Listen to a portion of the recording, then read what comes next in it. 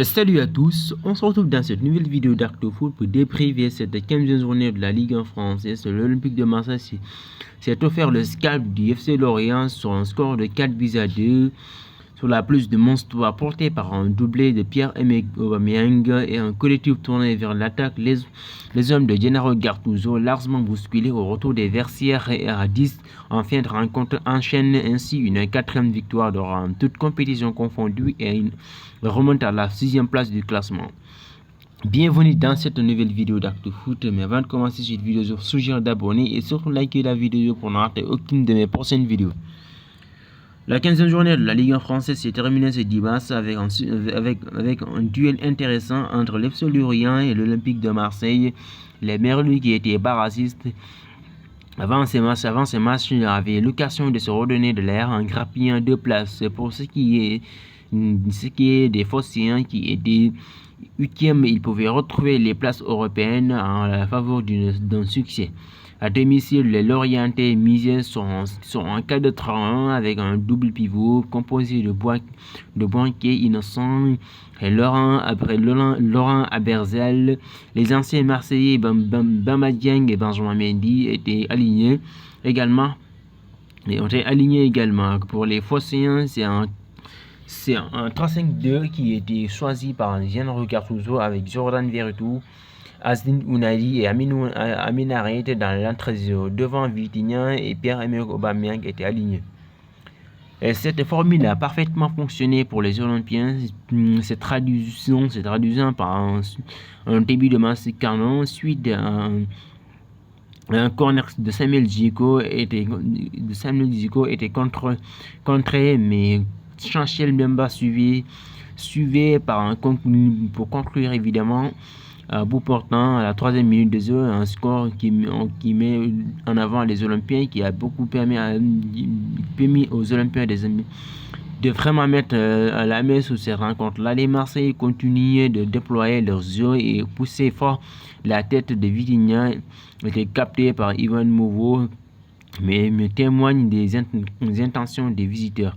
Finalement, ces derniers doublaient la mise sur un long ballon de Chancel Mbemba qui trouvait victorieusement Pierre-Emerick Aubameyang. Le Gabonais ne se faisait pas prier pour trouver le petit filet opposé à la 9e minute, un score de début à 0. Marseille passait même proche du 3-0, mais la frappe croisée de Vitinha passait à gauche du 4. Lorient semblait acculé, mais c'est pour créer 2 possibilités via Benjamin Mendy et Bamba Dieng. Mais cette rencontre était bien maîtrisée par les Olympiens.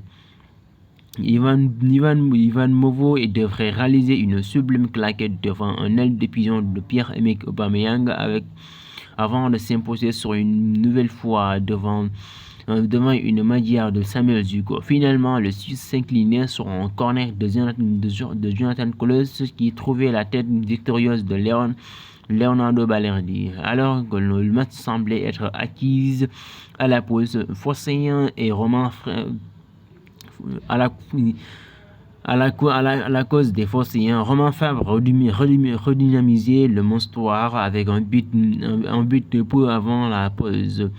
Ainsi porte le score à 3-1, une joie de courte durée pour les Bretons, qui était doucée par la frappe du pied gauche de Pierre-Emerick Aubameyang qui s'offrait un doublé dans les secondes qui suivaient. Un score de 4-1, doté d'un joli avantage, l'Olympique de Marseille revenait des vestiaires de manière moins convaincante et Lorient l'avait bien remarqué. Servi dans la surface, Bamba Dieng armait un tir qui était repoussé par Paul Lopez, mais Benjamin Mendy suivait parfaitement pour réduire l'écart. Qui porte le score à 4-2. Lorient prenait le contrôle des opérations et s'en suivait une double occasion près de Berton au Ronaldo, puis Paul Lopez permettait à l'Olympique de Marseille d'éviter un 3e but des Merlus. Un temps fort finalement bien contrôlé par l'Olympique de Marseille, qui a ensuite repris peu à peu le contrôle des opérations, enfin jusqu'à l'exclusion de Jonathan Clauss en fin de rencontre. À la 80e minute, Lorient a poussé davantage sans parvenir à en profiter. Avec cette victoire, l'Olympique de Marseille remonte à la 6e place du classement, qui est qualificative en Ligue Europa Conférence et se situe à 4 longueurs de Ligue, à 4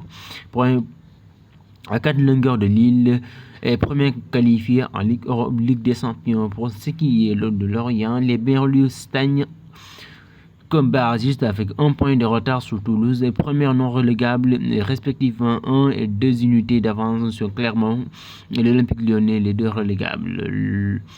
Passons aux notes des joueurs, évidemment. L'Olympique de Marseille, Pierre-Emerick Aubameyang sont un petit nuage. Ces derniers jours, l'attaquant olympien a rapidement prouvé qu'il était actuellement en pleine forme.